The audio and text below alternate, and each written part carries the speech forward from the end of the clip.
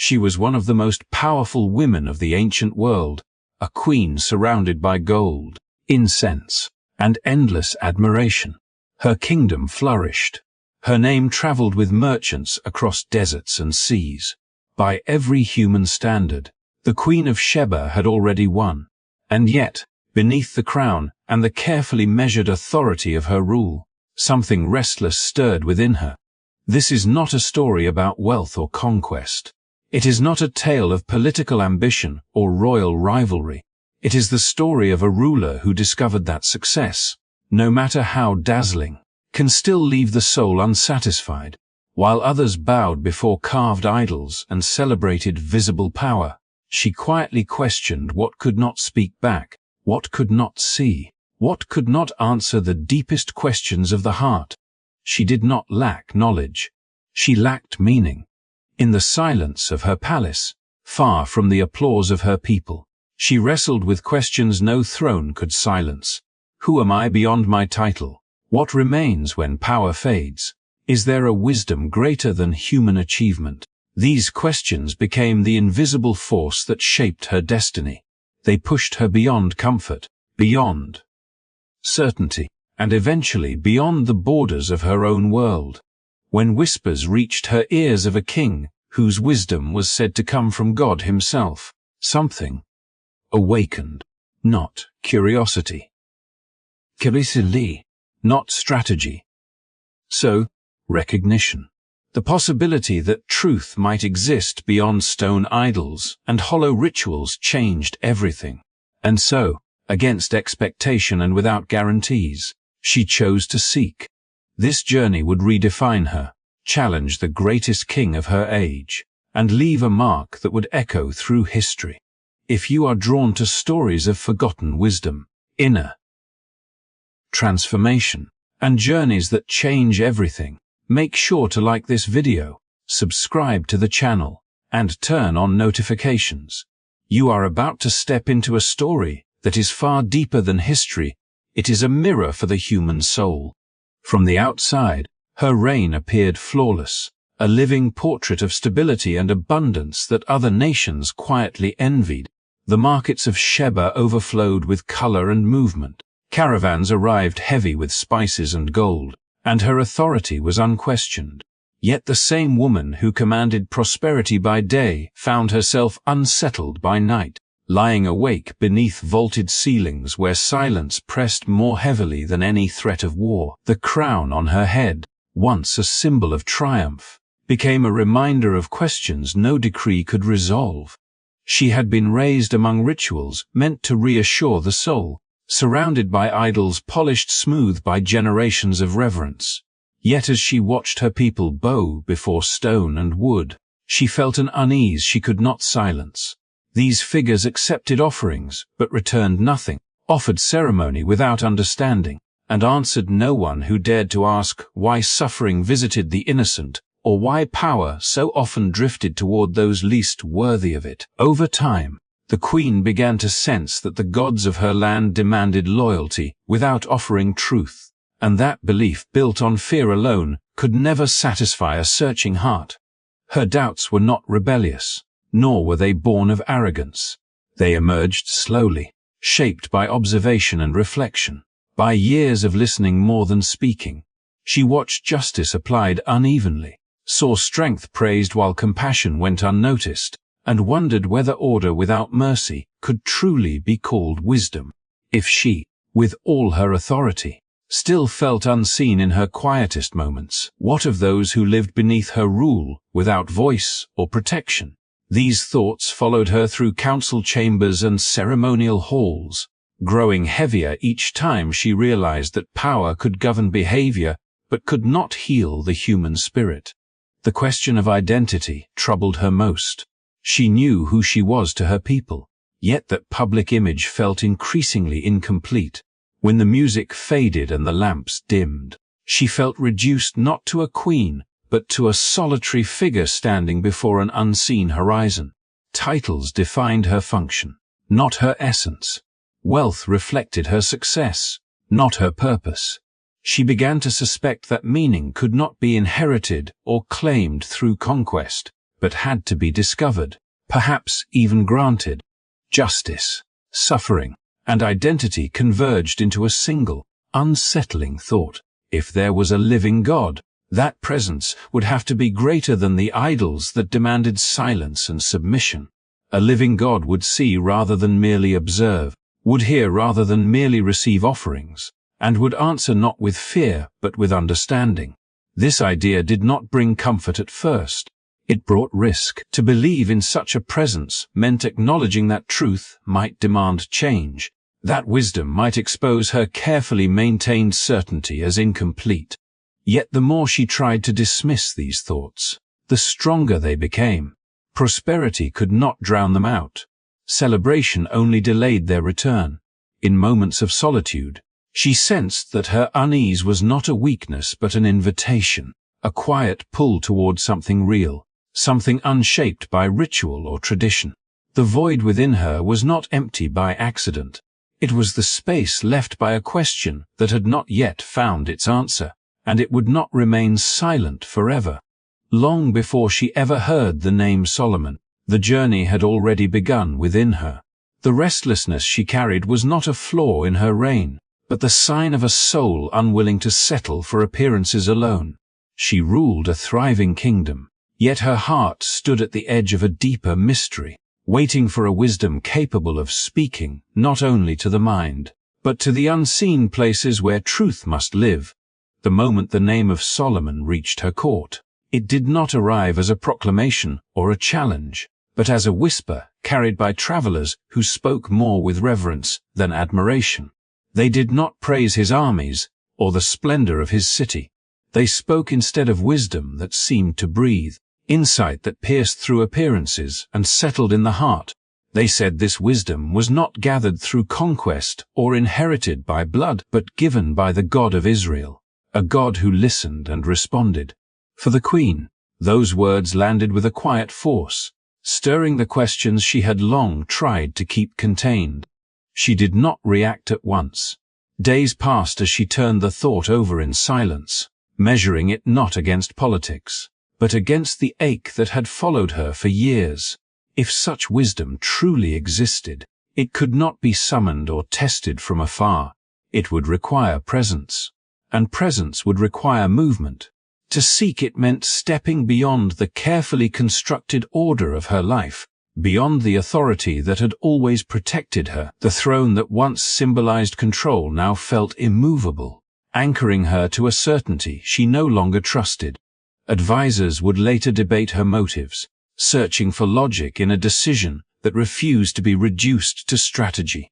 Some would call it diplomacy, others ambition disguised as curiosity. Yet none of these explanations reached the heart of her choice. What compelled her was neither calculation nor desire for recognition.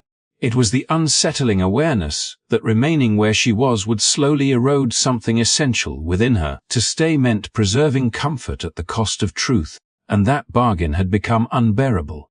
When she finally gave the order to prepare the journey, she offered no elaborate justification. The command was simple, almost quiet. So here. Yet it carried the weight of irreversible change. In that moment, she was no longer acting as a ruler securing her kingdom, but as a seeker answering a summons she could not fully name. She understood the dangers. The road stretched across unforgiving deserts, exposed to heat, uncertainty, and the risks that accompanied any long passage through unfamiliar lands. Yet the threat of physical danger felt less severe than the slow decay of a life lived without meaning. As her caravan began to move, each step away from her palace seemed to strip something from her. The walls that had once felt like protection faded into the distance, and with them the expectations that had defined her. The rhythm of travel replaced the structured certainty of court life, offering long hours of reflection beneath vast skies that felt both oppressive and liberating. With every mile, the noise of ceremony fell quieter, and the questions she carried grew clearer. At night, as the desert cooled and the stars emerged in unbroken silence, she sensed the depth of what she had chosen. This was not escape, it was exposure. There were no rituals here to shield her from doubt, no counselors to affirm her authority, only the steady movement forward, and the growing realization that whatever awaited her at the end of this road would confront her not as a queen, but as a human being stripped of title and defense. She could not explain the certainty that guided her, only that it felt necessary. It was as though the questions that had haunted her had finally found direction, pointing her toward a place where they might be spoken aloud without fear. Whether Solomon would answer them no longer seemed the central issue. The act of seeking had already begun to transform her. Leaving her throne was not a rejection of power, but an acknowledgement of its limits. By choosing the road, she accepted that wisdom might demand humility, and that truth might require risk. Whatever awaited her beyond the desert, she sensed it would alter her forever, and in that knowledge, she continued forward, compelled not by what she hoped to gain, but by what she could no longer afford to ignore. When the Queen of Sheba finally stood before Solomon, the moment carried none of the tension of a contest and none of the spectacle of conquest. Two rulers faced one another, yet the air between them felt unusually still, as though the journey that had brought her there had already begun to strip away the formalities of power. She did not bow as a subject, nor did he receive her as a figure to be impressed. What unfolded was not a performance for a court, but the quiet beginning of a conversation that neither could have planned. She had prepared herself to test him, to weigh his reputation against her own sharp intelligence. Yet when she looked at him, something unexpected occurred. The questions she carried, refined through years of silence and solitude, rose to the surface not as challenges, but as confessions. She spoke of the weight of leadership, of how authority isolates even as it elevates, and of the strange loneliness that grows when everyone listens but no one truly hears. These were not the questions of diplomacy or advantage. They were the questions she had never trusted to voice before another soul. Solomon did not rush to answer. He did not respond with rehearsed wisdom or display the brilliance that had made his name known across nations. Instead, he listened, and in that listening, something within the queen shifted. His attention was not measured or strategic. It was patient, unguarded, as though her words mattered not because she was a queen, but because she was human. When he finally spoke, his voice carried no triumph. It carried memory. He spoke of his own youth, of how wisdom had been given to him, not as a reward, but as a burden that exposed his own weakness. He admitted that understanding does not protect one from doubt, and that knowledge, when separated from humility, can hollow the heart rather than fill it. He shared how power tempts the soul toward certainty, and how certainty can silence the quiet voice that wisdom depends on. His words were not polished lessons. They were lived truths shaped by regret, reflection, and restraint. As the exchange deepened, the queen realized that this was not an encounter between intellects, but between experiences.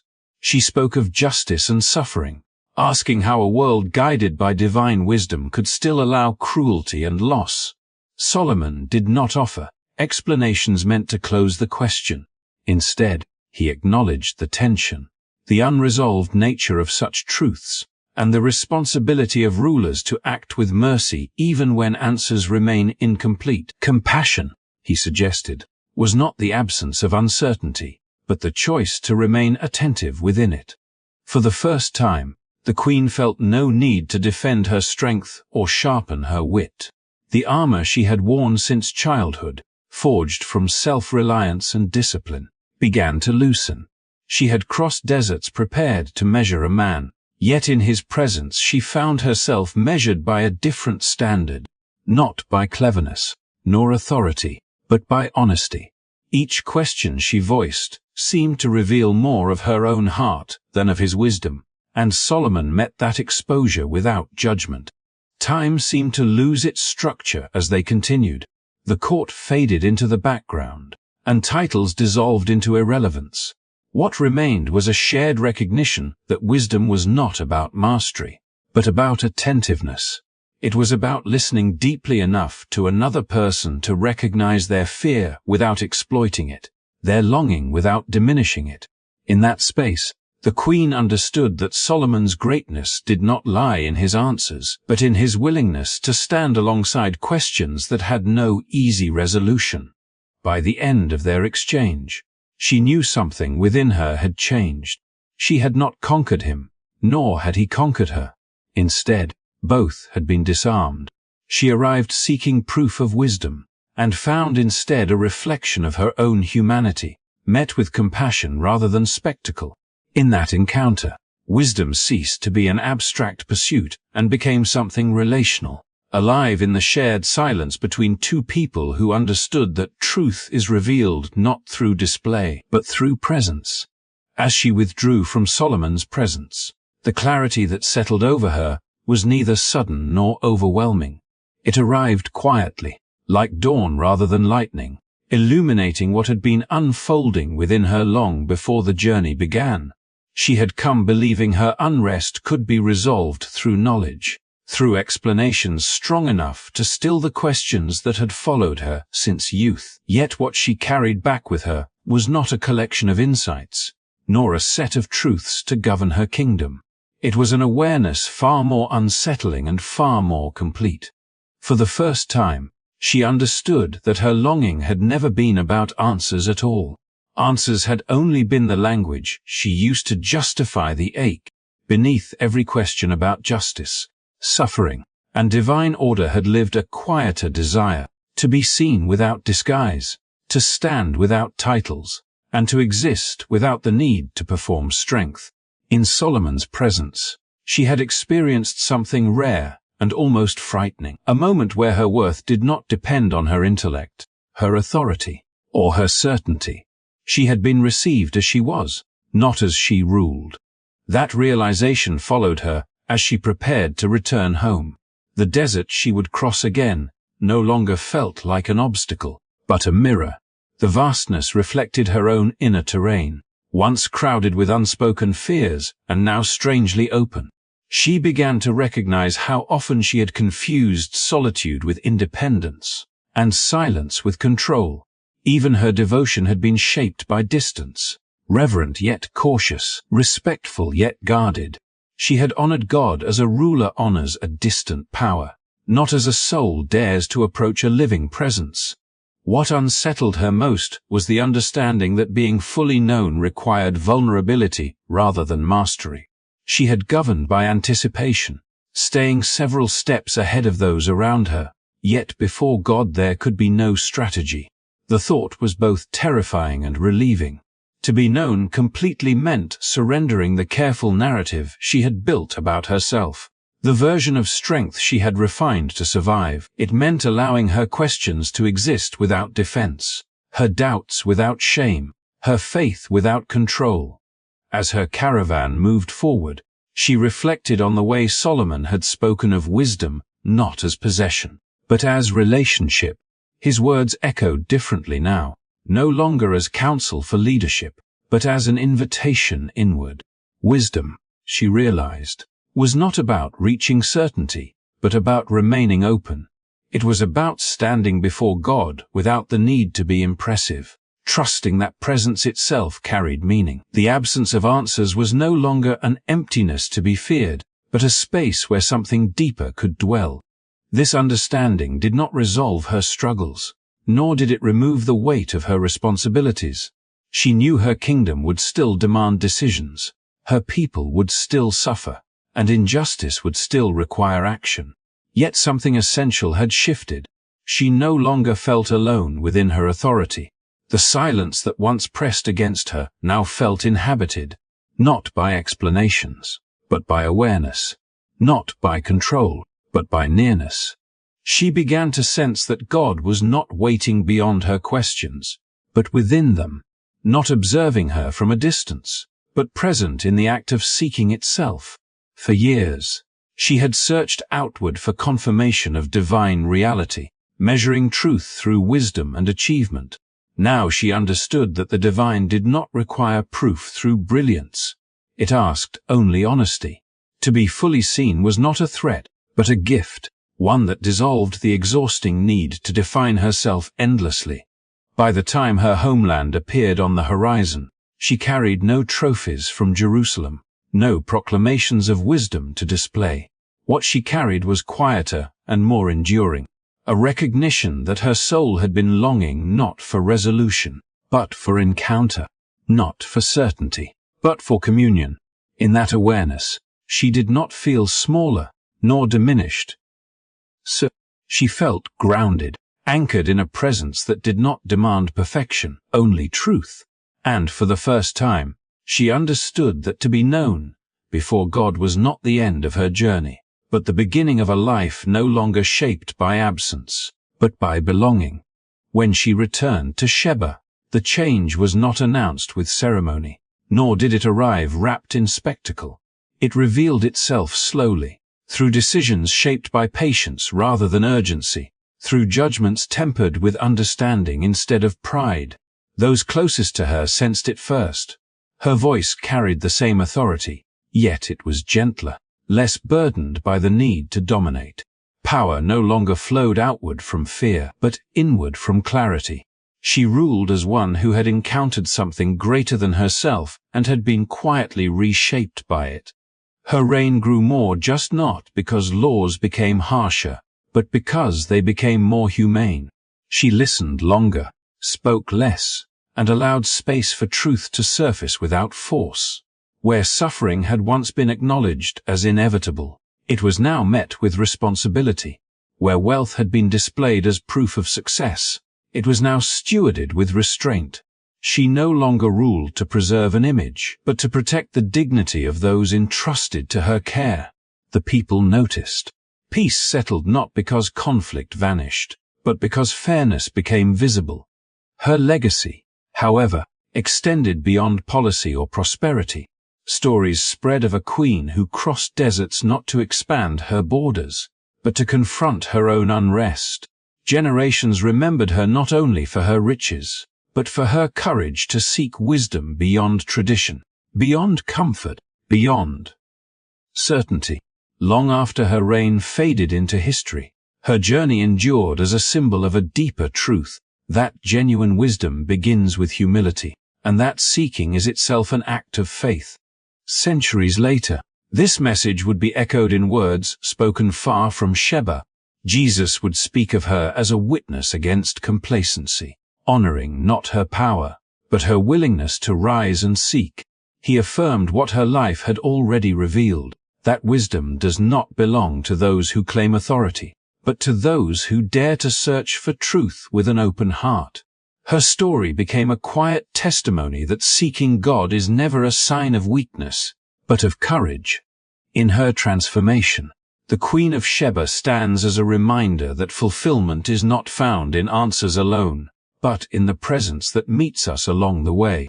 She teaches us that restlessness is not always something to silence, but sometimes something to follow. That questions, when held honestly, can lead not to confusion, but to clarity. Her life assures us that it is never too late to begin again, even when the world believes we already have everything. Thank you for staying with this story until the end. If this journey resonated with you, if it stirred questions or offered reflection, consider supporting the channel by liking the video and subscribing for more stories that explore history, faith, and the deeper meaning behind the lives that shaped our world. Your support helps keep these stories alive and shared with others who are still seeking.